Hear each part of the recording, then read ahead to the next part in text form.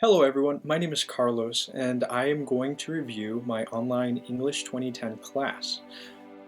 And I will also answer FAQs. This video is about my personal experiences with English 2010, what I expected English 2010 to be, what I learned, and what I know now. Just note, I am reading this through a script, and this is to help me remember what I'm talking about, and also this is my first YouTube video. Okay, so the first question, what did I learn in the English course? Well, in the English course, I learned not just how to write an English paper, but I learned different techniques that are used in creating a persuasive paper that's also strong. And within these techniques, how to target my audience, how to write for my audiences, and where to expect my audiences to be. As example, if I were to write just random, I could write a comment on YouTube, and anybody can read it. But if I wanted to be very specific, then I would want to write, a letter to my boss. And I'm going to be writing this letter in a very specific form. I know my boss, she knows me, and she knows what to expect. And this is the type of technique that comes with specific audiences. Other things I learned are how my audiences may interpret my text. Will they be offended, or will they understand my message? The message part is very important, as audiences may be turned off. They won't want to continue to read, or they may want to know more. And that is something that is important. It's vital to know. It's vital to know in creating your text. Strengthening it is another important part. Knowing what weaknesses lay within the article. These weaknesses might be things like spelling errors. That may make me seem less credible. Another aspect are logical fallacies, and that's one of my favorites because I've been able to learn about it a lot through the news, YouTube, and thanks to Rhetoric Trump, we've been able to see how people are using fallacies. Now, these are just examples of the different types of things I've learned. There is many more, and these are the ones that I find the most important. The world is changing. It's discourse, or it is contemporary. And with contemporary material, what's important is people are talking about it now, and different issues, different topics, whatever it is and whatever the case is, it's always going to be different. Okay, so the next question, how did I learn how to write? Well, that is a little touchy. However, I never knew how to write, and this goes all the way back to middle school and high school. I like to blame the school, just in case you guys didn't know. I actually come from a small school. My class size was about 90 students, and usually when I tell that to people at college, they kind of look a little bit surprised. For my senior year, I did not take English. In fact, what I ended up doing was I switched it for a journalism credit, and our school allowed it. The next course I took was English 1010, and this was not my favorite course of them all. And the main reasons, the teacher didn't show up. He had no syllabus. His class was not very structured. He was late constantly. He really had us learn random material. Right before the course was going to end, that's when I decided to stop taking the course. I really stopped showing up, and deep inside, I knew I didn't learn a thing, and that's why I really wanted to retake it. And I also decided to focus on my math course a little further. Of course, I learned a new strategy from this. I learned a lot of teachers are not able to teach their subject. in the terms if they're not structured, if they're not organized, if they don't have a syllabus, if they have a busy life, then that makes them teaching the course much more difficult. After this, I retook English 1010 and I did it online this time. I learned online courses are a little bit more structured, and I need structure. During this time, I literally learned everything I didn't from the last course, and that's a little disappointing.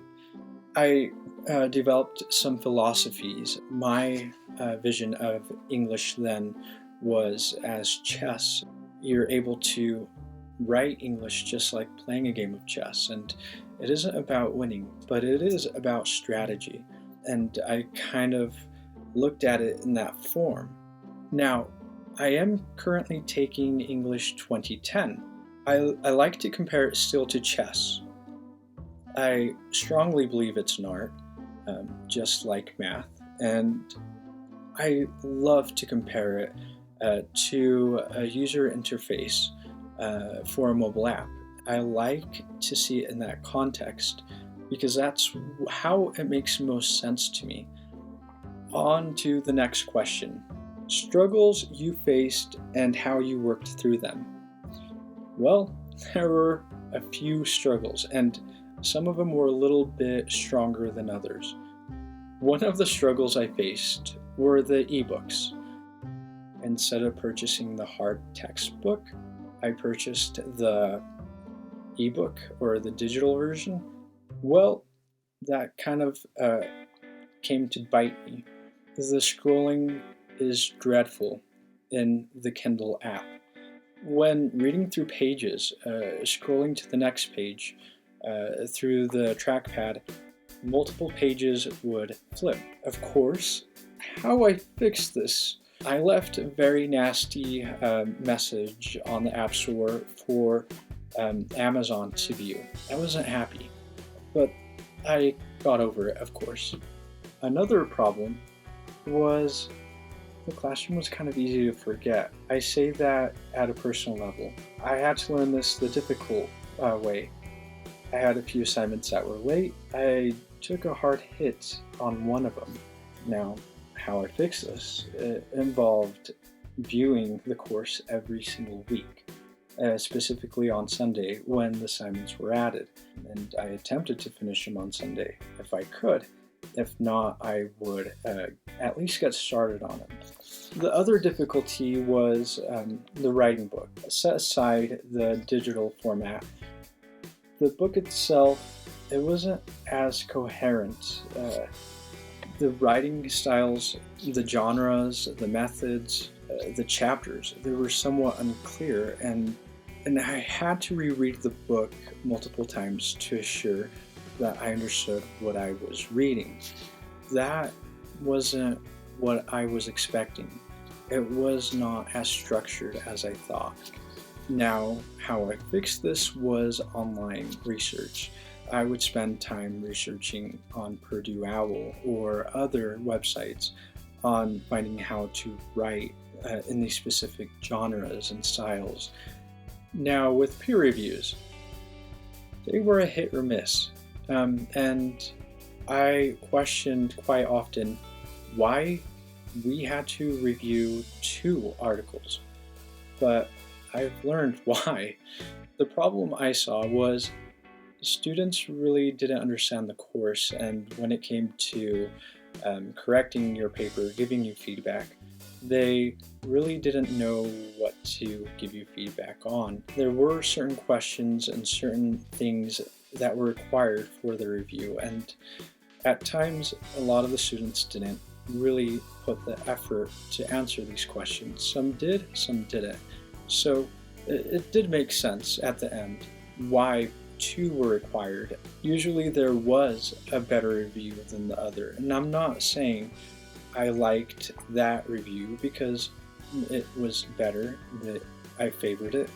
No, what I'm meaning is it actually answered the questions that were required, and that helped me figure out how to write and what I may have been missed.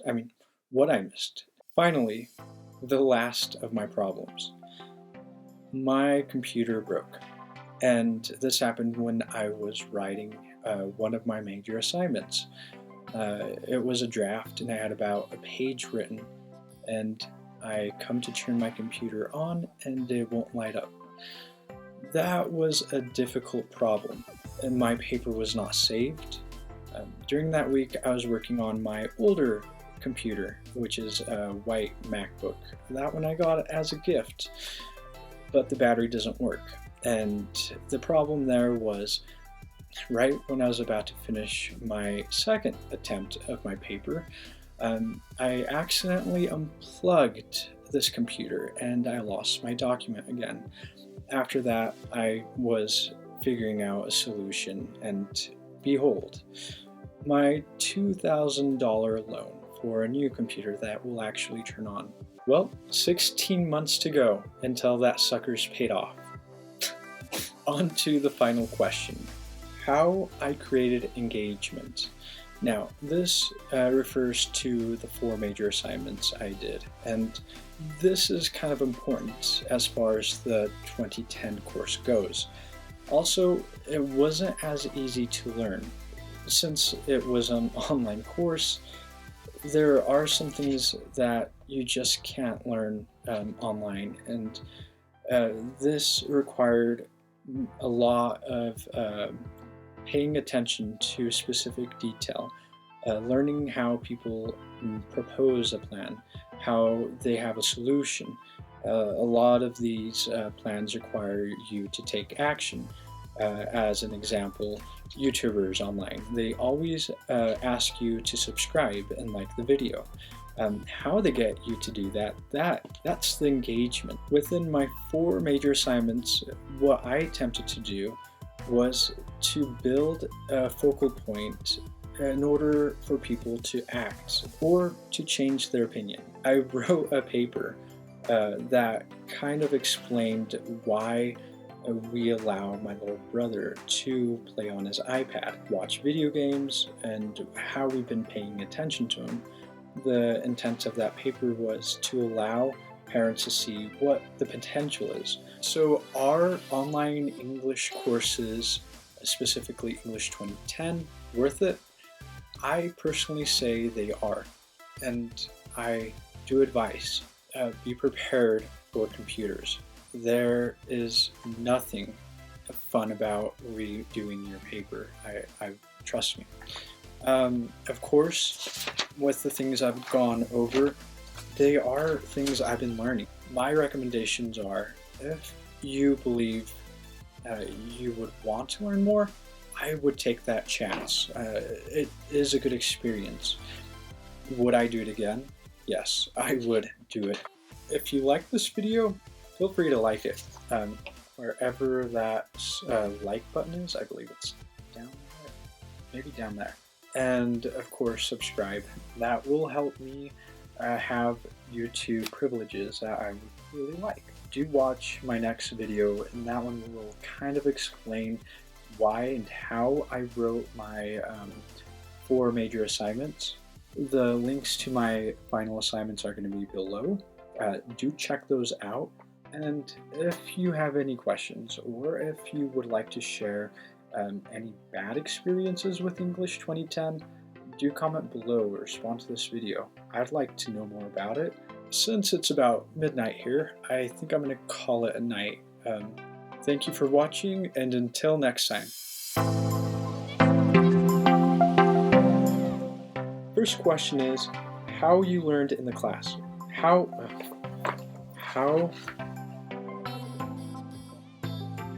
did I learn in the course, of course. But, I mean, I took English 1010, no, it wasn't 1010, coffee, and I were to say something like, bad people make it. Well, my name is Carlos, and I am going to, and I hope you enjoy this video.